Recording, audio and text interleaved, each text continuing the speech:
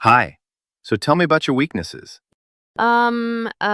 Well, I know ये बहुत ही common और घिसा पिटा सा सवाल है, लेकिन हकीकत ये है कि रिक्रूटर्स आज भी ये सवाल अक्सर पूछते हैं। और प्रॉब्लम ये है कि ज़्यादा कैंडिडेट्स या तो कंफ्यूज हो जाते हैं या गलत वीकनेस शेयर कर देते हैं।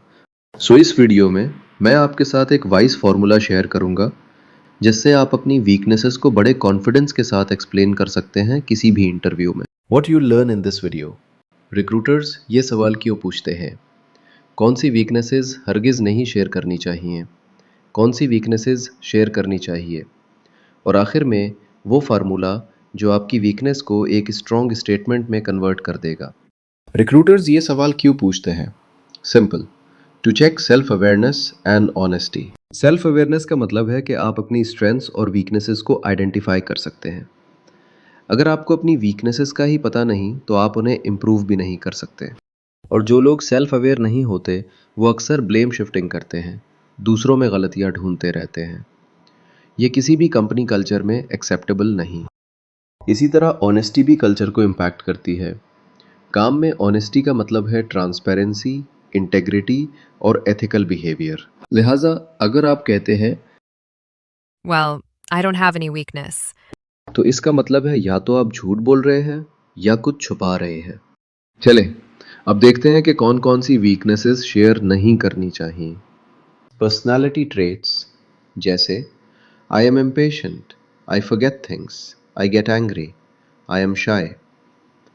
ये चीज़ें चेंज करना मुश्किल होता है और रिक्रूटर समझते हैं कि आप कंपनी कल्चर के लिए सूटेबल नहीं हैं। स्ट्रेंथ इन डिस्गाइज जैसे I M perfectionist, I am straight forward. Recruiters समझ जाते हैं कि आप असल में अपनी स्ट्रेंथ को पॉलिश करके वीकनेस बना रहे हो।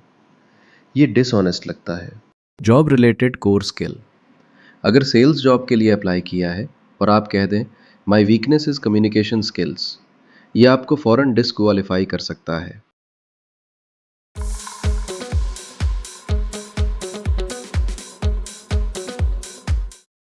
अब सीखते हैं कि कौन सी वीकनेसेस शेयर करनी चाहिए।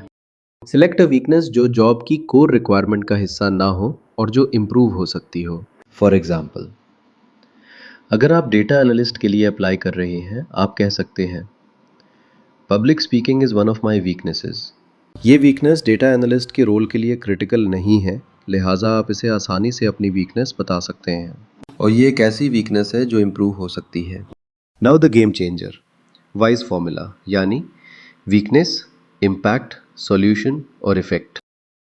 इस फार्मूला से आप अपनी वीकनेस की स्टेटमेंट को इम्प्रेसिव बना सकते हैं। स्टेप 1, वीकनेस स्टेट करें। स्टेप 2, इस वीकनेस का इम्पैक्ट बताएं। स्टेप 3, क्या सॉल्यूशन अप्लाई किया। स्टेप 4, पॉजिटिव इफेक्ट किया आया। आइए देखते हैं ये फॉर्मूला डेलीगेटिंग टास्क्स वाली वीकनेस पर कैसे अप्लाई होता है। One of my weaknesses has been delegating tasks. This often slowed me down and limited my team's involvement. To improve, I started delegating with clear instructions and setting expectations. This has improved my productivity and given my team more growth opportunities. See, what a wise way to describe your weakness. मेरी suggestion, इस formula को use करके कम से कम 3 weaknesses prepare कर लीजिए और interview में सिचुएशन के हिसाब से एक को कॉन्फिडेंटली शेयर कराएं। प्रैक्टिस के लिए मैं आपके साथ 3 एग्जाम्पल्स भी शेयर कर रहा हूँ। ये आपको अपनी खुद की स्टेटमेंट्स बनाने में मदद करेगा। मुझे पूरी उम्मीद है कि अगर आप ये फार्मूला यूज़ करेंगे तो रिक्रूटर आपको एक ऑनेस्ट और सेल्फ अवेयर कैंडिडेट समझेगा।